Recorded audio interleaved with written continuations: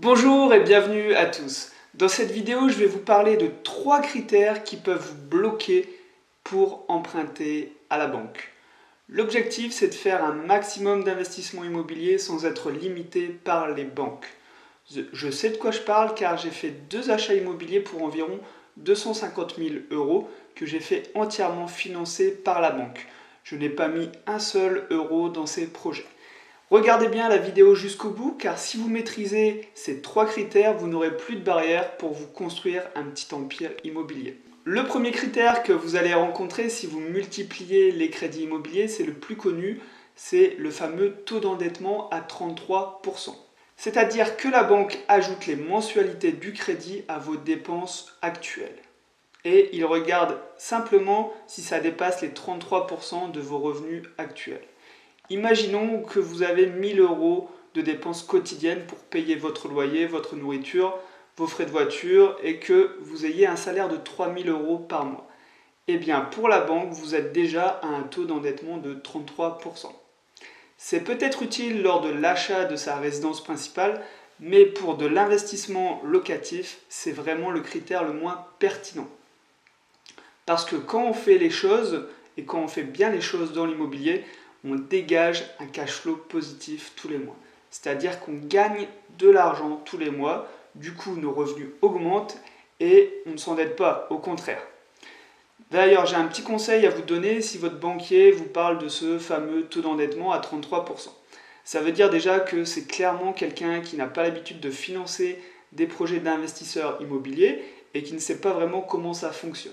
Dans ce cas, expliquez-lui clairement avec vos chiffres et vos calculs que vous allez gagner de l'argent grâce à cet investissement. Vous pouvez aussi lui parler de votre reste à vivre, c'est simplement la somme qu'il vous reste pour vivre après avoir enlevé toutes les charges de vos revenus.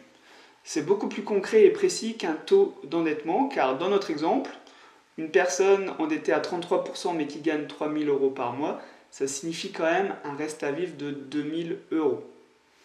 Le second critère qui peut vous empêcher d'emprunter, c'est l'écart entre les mensualités et les loyers. On appelle ça aussi la règle des 70% ou des 30%. Mais c'est la même chose, en fait, vos loyers doivent être supérieurs à la mensualité. C'est-à-dire que pour un loyer mensuel de 1000 euros, vous ne pouvez pas avoir plus de 700 euros de mensualité. D'où les ratios de 70% ou 30%. Évidemment, moins vous avez de mensualité, mieux c'est. Alors pourquoi cette règle des 70% existe? Parce que la banque est prudente. Elle sait que sur ces 1000 euros de loyer, vous allez payer des charges, des taxes, des frais, des assurances, des impôts, etc. etc. Donc c'est leur sécurité. Pour la banque, si vous respectez cette règle, ça veut dire que votre investissement est auto-financé. Ce qui veut dire aussi que votre taux d'endettement n'est pas impacté, voire même que vous pouvez le faire baisser. Si l'écart entre les loyers et les mensualités est de 50% par exemple, pour vous en tant qu'investisseur, c'est le point le plus important. Ne visez pas d'investissement immobilier où les mensualités et les loyers sont égaux parce que pour la banque et même dans la réalité, ça veut dire que vous allez devoir mettre de l'argent de votre poche tous les mois pour payer les mensualités et combler les pertes. Et j'ai envie de vous dire, même si la banque accepte de vous financer ce projet-là en particulier, ça veut dire en fait que cette opération va ajouter des charges à vos dépenses quotidiennes. Votre taux d'endettement va augmenter et vous ne pourrez plus investir dans d'autres investissements dans le futur. Vous serez déjà à la limite en fait. Et pour finir, le troisième critère qui peut vous empêcher de multiplier les crédits, il va concerner les investisseurs qui ont déjà plusieurs crédits à leur actif. C'est tout simplement l'encours à la banque. Qu'est-ce que l'encours? L'encours, c'est le montant total que la banque vous a déjà prêté et que vous êtes en train de rembourser actuellement. Ça dépend des banques, bien sûr. Une banque à Paris peut prêter plus qu'une banque de village à la campagne. Mais en général, ça sera aux alentours du million d'euros. Au bout d'un moment, et même si tout se passe bien et que vous n'avez que des projets rentables et qui vous font gagner de l'argent, la banque ne pourra plus vous suivre.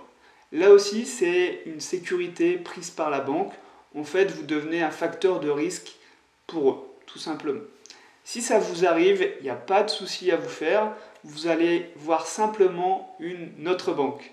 Et si la première banque vous a suivi, il n'y a pas de raison pour qu'une autre ne vous suive plus. Je vous résume rapidement les 3 critères qui peuvent vous empêcher d'avoir un crédit immobilier. Premièrement, vous avez le taux d'endettement qui est utile uniquement pour l'achat de sa résidence principale. Ensuite, vous avez le ratio loyer sur mensualité, bien plus important pour un investisseur immobilier.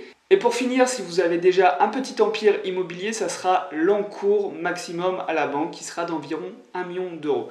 Si vous maîtrisez tous ces aspects et que vous faites des investissements rentables, il n'y a aucune raison pour que la banque refuse de vous prêter. Donnez-moi votre avis tout de suite en commentaire et s'il y a d'autres choses qui vous ont bloqué pour obtenir votre crédit, dites-le moi aussi dans les commentaires. Si vous voulez aussi en apprendre toujours plus sur l'investissement immobilier, je vous invite à vous abonner à ma chaîne YouTube et moi je vous souhaite de très bons investissements à tous. Allez, à plus!